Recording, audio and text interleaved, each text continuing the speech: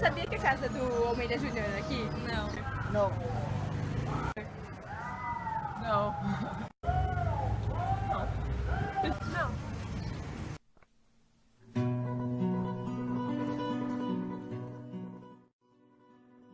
Já parou para pensar nas casas ao seu redor?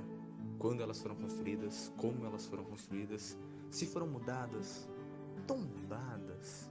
Por que uma casa se torna patrimônio histórico? Quem importante morou lá? Quem decide o que é importante e o que deve ser preservado? As leis de tombamento, reguladas por órgãos específicos, protegem casas locais com importância histórica. Na cidade de Tu, a maioria dos lugares protegidos são casas com estrutura colonial.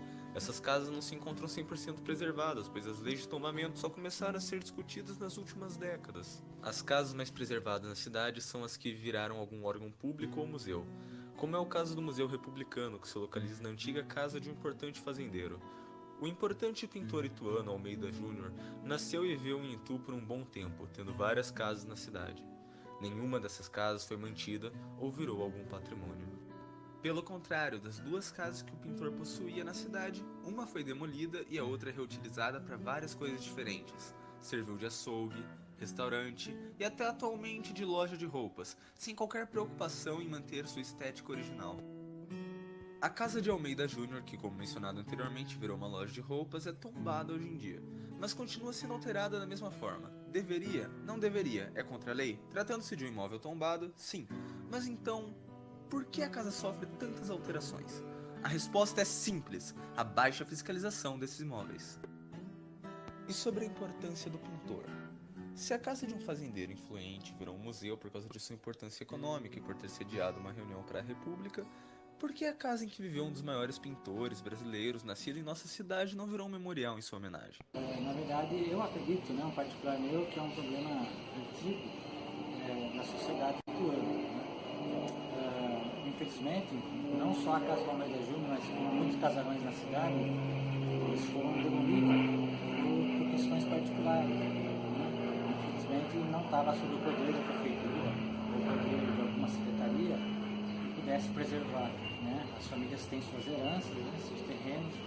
Infelizmente, muitas famílias se apropriaram suas casas no centro da cidade para morar ao contorno, entre condomínios e, enfim, em outros lugares. Isso fez com que as casas do centro fossem deteriorando e muitas instituições que defendem o patrimônio histórico chegou tarde para a defesa desses casarões, dentro do século XX, e muitos deles tinham sido demolidos, às vezes até por intenção de se construir outra coisa, um comércio, algo em cima para aproveitar o terreno.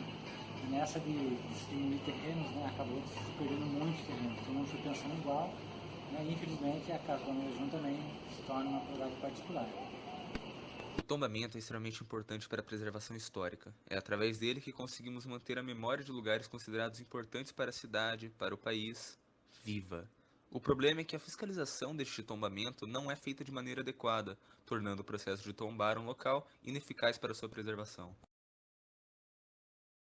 E quem paga a conta para manter tantos bens tombados? O IPHAN não é obrigado a bancar a conservação de todo o patrimônio. No caso das edificações particulares, a responsabilidade de preservar é dos donos dos imóveis. Há no senso comum uma certa confusão entre tombamento e propriedade do imóvel. O proprietário continua com a obrigação de preservar.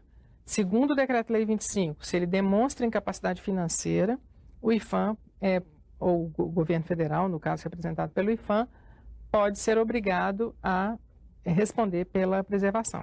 Mas o IPHAN também enfrenta limitações. O orçamento do órgão caiu 39% e dos 452 milhões de reais previstos para 2014, apenas 174 milhões vão para o investimento, menos de 40% do total. O restante do dinheiro será usado no pagamento de pessoal, encargos sociais e outras despesas correntes.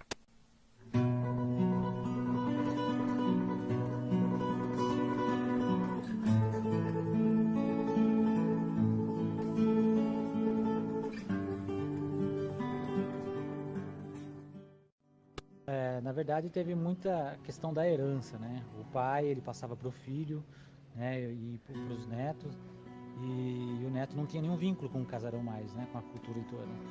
E ele acabava querendo ter esse lado mais nobre, de morar num lugar melhor. Antigamente, ser nobre era morar no centro da cidade.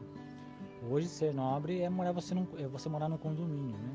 Então, com o tempo, eles foram derrubando os casarões e construindo suas casas para transformar em comércio, né? Como acontece também em bairros nobres, em volta do centro da cidade, como é o caso do bairro Brasil, né?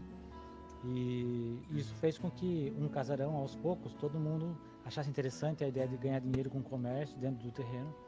E para poder o terreno ter mais conforto para o comércio, né, virar um galpão às vezes, precisava destruir, né, os cômodos para se fazer um novo comércio. E aí se deteriorou a maioria dos casarões.